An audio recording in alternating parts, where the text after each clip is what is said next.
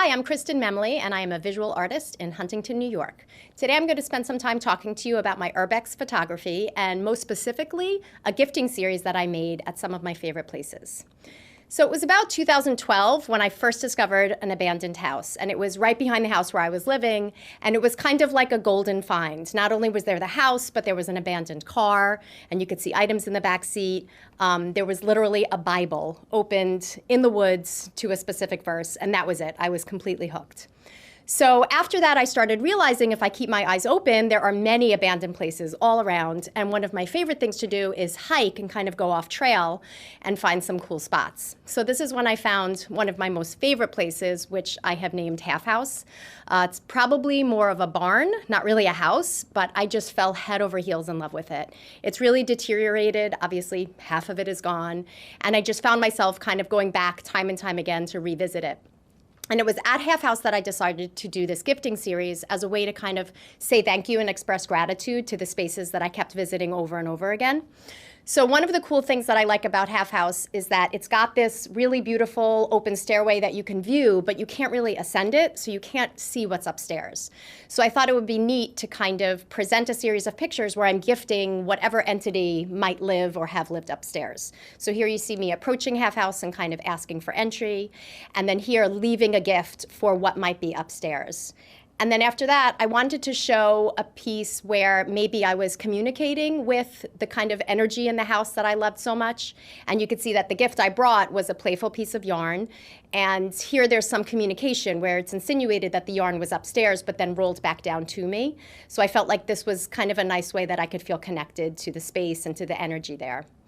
And another place where I've spent a lot of time, especially during the pandemic, but over the last few years, are at abandoned psychiatric centers throughout the tri-state area. I'm actually a clinical psychologist, so anytime I go into these spaces, it's very, very meaningful to me. And Kings Park Psychiatric Center, which is right here on Long Island, has just so many endless buildings to explore. So when I was there, I thought it would be another great place to gift because I've spent a lot of time there and I'm really grateful for it.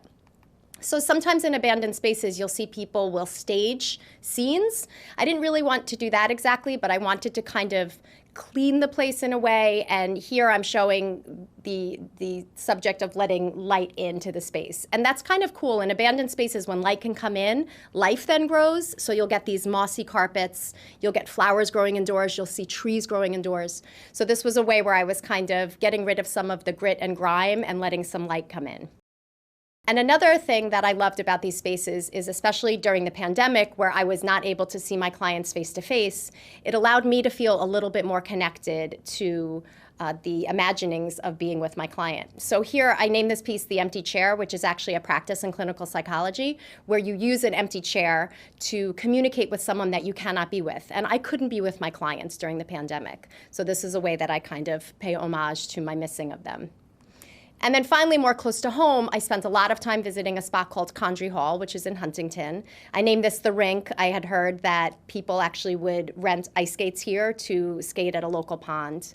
And one of the things I loved about Condry Hall was, despite the fact that it's filled with bricks and graffiti and thorns and sticks, I would go when I was about to flip my lid, and I would always calm down there. So I wanted to bring something fragile, like my sanity during the pandemic, into that space and show how it really helped me stay afloat while I was there. And I thought the way that the white balloons played off of the brick and the graffiti kind of showed that message, how grateful I was that I could go when I was feeling like I was about to pop, and there was something about that space that just really kept me floating and kept me intact.